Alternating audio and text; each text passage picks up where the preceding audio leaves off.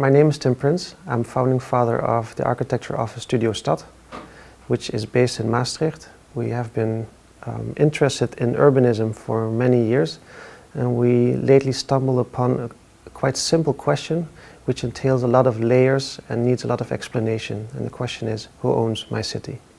Lefebvre wrote the book, Right to the City, where he claims that the inhabitants produce the urbanity and produce the livability of a city.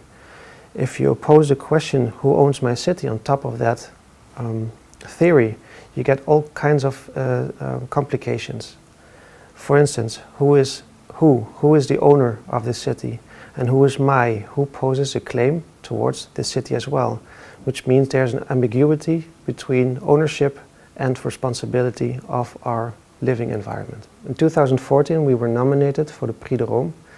Our design task was the center of Rotterdam, and the focal point was a crossing of Blaak with the Hoogstraat, and the Hoogstraat used to be one of the main shopping streets of the city, which is now not functioning properly anymore. As architects, we are asked to make a promise of prosperity, a promise of a new future.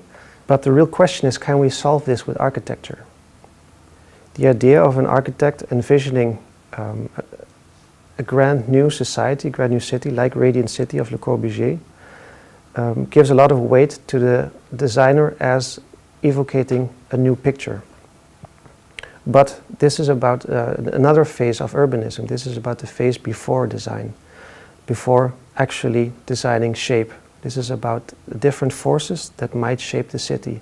And these forces are more social, they're more political and more financial. And actually this design task liberates the architect from making this vision at first hand and allowing him to do analysis, becoming more independent, becoming more an activist as well, and also more radical in his thought.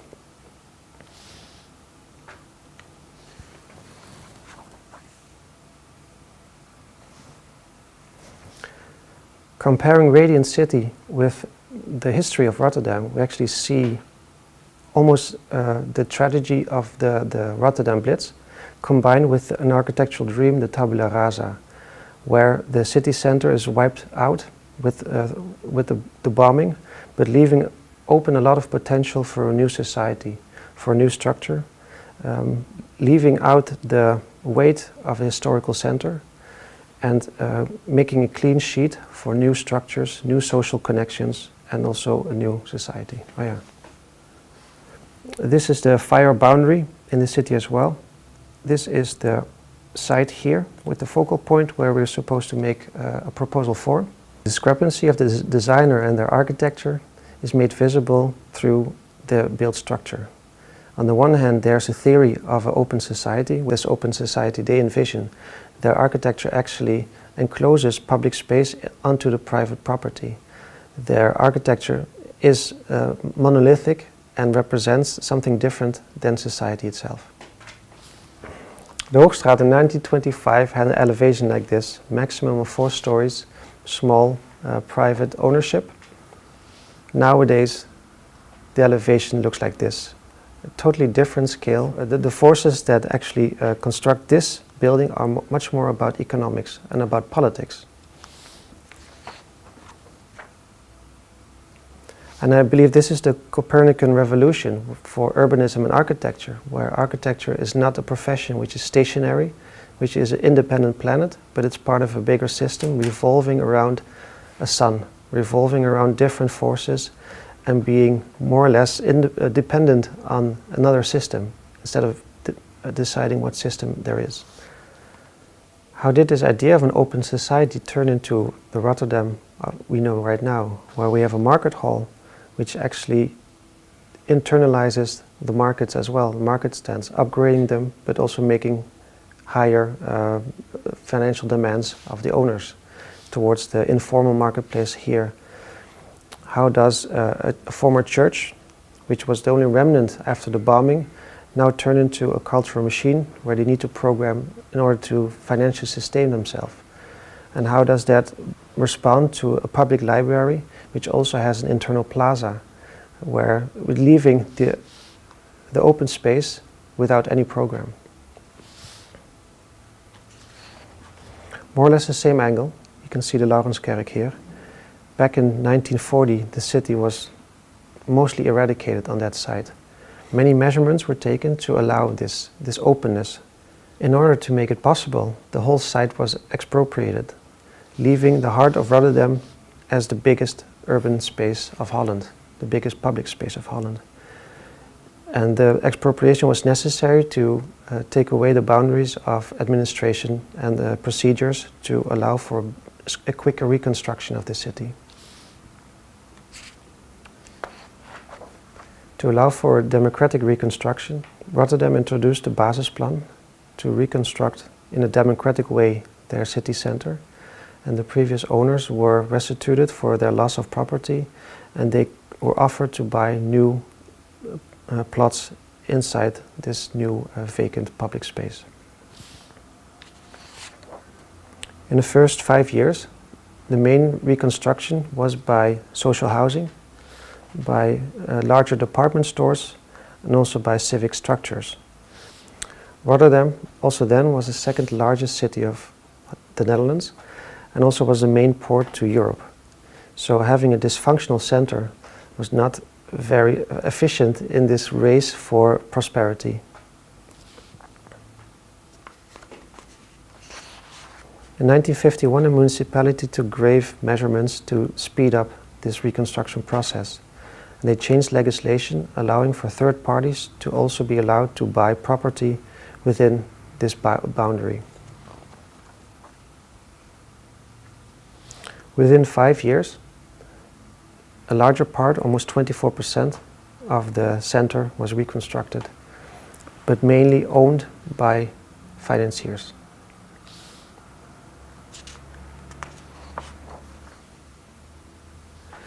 The legislative measurements of 1951, resulting in the reconstruction architecture, is still visible today in 2015.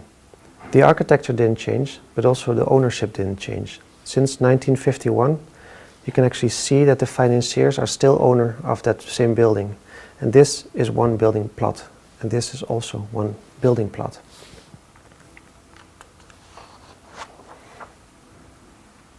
Which nowadays leads to a monopoly of ownership on this site. So the grain of an independent block is not the same as the grain of the ownership structure. And this monopoly expanded onto a national scale as well. So one of the owners who bought a plot or built a plot in 51 actually has now property value of almost 1.5 billion in the whole of Holland. So from a necessity of reconstruction or open society, it became almost a monopoly nationwide scale. And on a political level, the owners can decide to demolish the building. This is next to our site, so this is the main design site. We had part of the investor we've seen before who actually owns a large part of the Dutch real estate. They demolished this site and now they strong arm the Rotterdam municipality to make a new building. And why is it strong arming? So the municipality allows for a building height of 35 meters. They already did a concession by enlarging the building envelope compared to the existing building envelope. But the architecture should be double as high as what is allowed. Another political level in the discussion, in 1951 we believed as a society that we can make ourselves, we can improve ourselves. And that idea turned into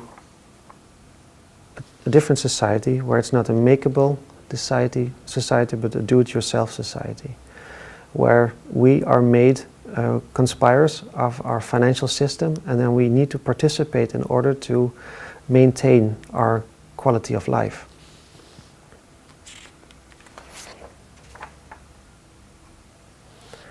The democratic claim to make civilians accomplice of our financial system leads to a very different and difficult cycle in our urban development. The ownership from 1953 back then led to investment companies as owners, and they managed the users who pay rent. this rent is actually partly becoming tax for the municipality. So the responsibility for the municipality is the open space. The public investment in open space usually leads to improvement of living quarters, for having improvement of your living environment, which can also lead to a higher rent. So now the crux of the discussion is that by the participatory demand made by the municipality, the users or the people that rent the spaces should also invest and put their energy into the public space. This public space investment by labor increases the rent in the end. So you get into a cycle from tax to municipality of participatory trajectories leading to public investment and raising the rent, making profit for your investment company, which is the actual owner. And this needs to be changed, this cycle. This cycle needs to be changed on 3 levels, on more or less a legislative level, on the financial level, and also on an architectural level. As an architect, we need to think about redrawing the property lines, the division between the private and the public. In that way, we can also change the position speculation has on our cities as well. What if the division between private and public is not as strong as a property line, but also as a game line where the government can play with the inhabitant of what their responsibility is and where the responsibilities lies of the users themselves? And how can the game line also function as a 3D game, for example, as the metaphor of Jenga, where you can take out mass from the bottom and add it up on top of your building, creating open space for your street life, but also adding more valuable rent space on the top for housing. Architecture can play a central role in this game between the shifting of property lines, between the remassing of our skyline, but also play a valuable role in improving the new society where we live in, which is not open, but it should definitely not be closed by the financial system we're in right now. If a municipality wants to change the current situation of the conflict of democracy and neoliberalism, they can use the game line as a method to change the negotiation between the investment company and the users of your city. So in order for municipalities to change the current situation, they should reevaluate the use of public space. It's not just Rotterdam, but it's also for other modern cities in Western Europe, that the value of public space can be leveraged within to confront the use of private space or the private owners. So in an attempt to answer the question, who owns my city, my answer would be that we need to renegotiate these lines of property, that we need to not take these lines as fixed, but make them part of a negotiation between the inhabitants, between the financiers and between the municipality. And this should be a continuous game of play, of design, whereas we as a community can still shape the way we live, because this is our city.